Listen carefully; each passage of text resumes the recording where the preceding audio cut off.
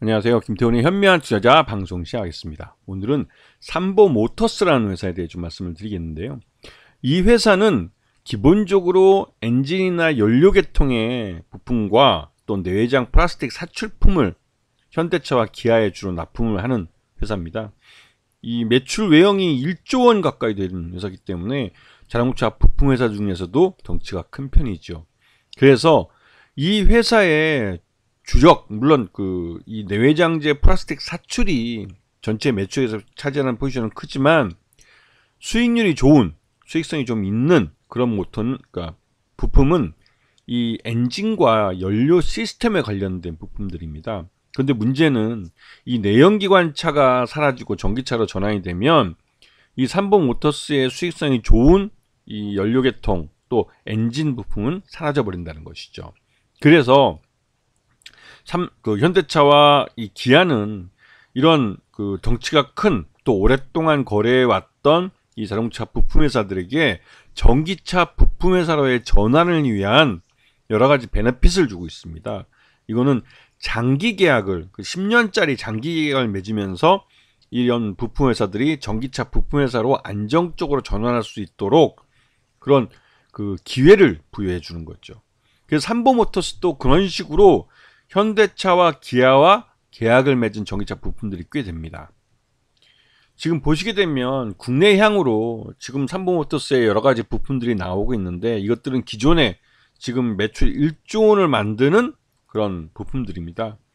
근데 이 엔진이나 변속기 핵심 부품 같은 경우는 수익성은 좋지만 전체 매출액 규모는 좀 작고 이 플라스틱 내외장재가 가장 큰데 이쪽은 마진이 굉장히 박하죠. 그리고 해외에 또 공장들이 있는데 현대차와 기아가 해외에 진출해 있는 공장들은 대부분 다 삼보모터스 같이 나가 있는 그런 상황입니다. 그리고 지금 보시게 되면 전체 매출액 중에 이 플라스틱 사출품들 이게 62.90% 정도 매출액을 차지하고 있고 이 엔진이나 이런 엔진 펌프, 그러니까 좀 연료계통의 부품이 거의 한 30% 정도 차지를 하고 있습니다.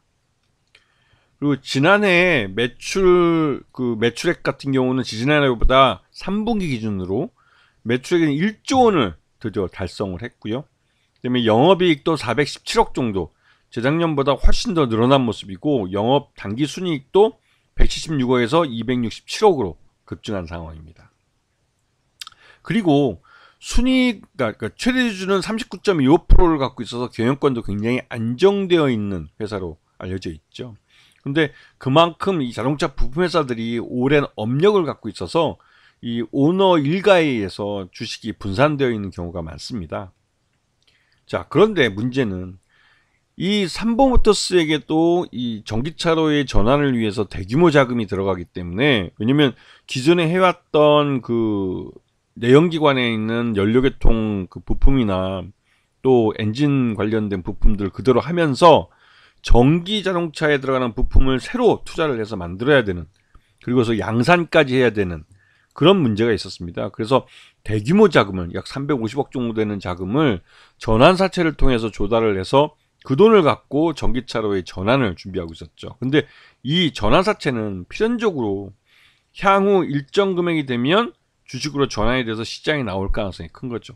그래서 요번에 가격 조정을 해서 5,934원에 589만 주가 추가적으로 주식 전환될 가능성이 높은 겁니다. 근데 여기서 한 가지 주의할 점은 이 전환가액 같은 경우는 가격 조정권이 붙어 있는데 그 가격 조정권이 최하가 4,591원이라는 사실입니다. 지금 주가보다는 훨씬 낮은 상태이긴 한데요. 이 전환사채 투자자에게 이익을, 베네핏을 주려고 한다면 호재성 재료를 내놓지 않고 악재를 내놓아서 주가가 일정 기간 4,591원까지 하락할 수 있도록 그렇게 하는 경우가 있죠. 하지만 지금 올해부터 2024년부터 이 삼보모터스는 현대차의 전기차 부품을 본격적으로 납품을 합니다. 그렇기 때문에 전기차 부품 쪽에서 매출이 이제 확실하게 발생을 하고, 또 그런 면에 의해서 이 기존 내연기관과 또 이 전기차 부품에 대한 매출이 함께 발생을 하면서 매출 외형도 늘고 또 순이익도 늘어날 가능성이 크죠. 그래서 지난해 3분기까지 삼보모터스의 매출을 그러니까 실적을 기준으로 봤을 때 적정 주가는 8,000원 정도로 평가되고 있는데 이 전환사채 물량에 대한 부담이 주가 발목을 잡고 있습니다. 그래서 항상 예전부터 말씀드리지만 전환사채가 있을 경우 전환사채 가격 조정권이 제 바닥까지 아직 도달하지 못했을 경우, 그럴 경우에는 일단 조심을 하셔야 될 필요가 있는 거죠. 왜냐면 주가를 이 전환사채 투자자들에게 베너핏을 주기 위해서 뭐 인위적으로 주가를 끌어내린다기보다는 호재성 재료를 내놓지 않고 악재성 재료를 많이 내놔서 주가가 흘러내리도록, 그리고 V자 반등이 나타나도록 만드는 경우가 종종 있습니다. 그렇기 때문에 전환사채를 발행한 종목들은 주의할 필요가 있는 거죠. 그리고 하지만 또 다른 한편으로 삼보모터스 같은 경우는 올해부터 본격적으로 전기차 부품에 대한 매출이 발생하기 때문에 향후 삼보모터스는 이 주가 상승에 대한 기대감이 큰 상황입니다. 그리고 이 삼보모터스 좀 전에 전환사채 보였지만 가격 조정권을 일단 한번 조정을 해줬기 때문에 꼭 그 최저 가격 조정권까지 가격을 뭐 떨어뜨릴 필요까지는 뭐 없지 않나 생각이 들기도 합니다. 왜냐면 이 최대주가 그 전환사채를 보유하고 있는 사람이 아니라면 굳이 그렇게까지 해줄 필요는 없는 거죠. 그래서 일단은 삼보모터스가 최근에도 이제 주가가 급등을 하다가 좀 밀리는 모습을 보였는데, 이거는 아무래도 이 앞에서 언급했던 이 589만 주나 되는 전환사채가 발목을 잡고 있는 것이 아닐까라는 생각이 좀 들고, 그리고 5월 달부터인가요? 이 전기차 부품이 납품이 되기 시작하기 때문에 그 매출에 대한 그 인식, 그게 2분기 때쯤 되면 매출이 이제 인식되기 시작할 것 같은데, 그러한 부분들을 확인을 해 보시고 실적이 확실하게 주가를 밀어올릴 만큼의 되는지를 확인하시면서 삼보모터스에서 관심을 좀 갖고 보셔야 될 때가 된 것 같다는 말씀을 드립니다. 자, 오늘 방송 여기서 마치겠습니다. 감사합니다.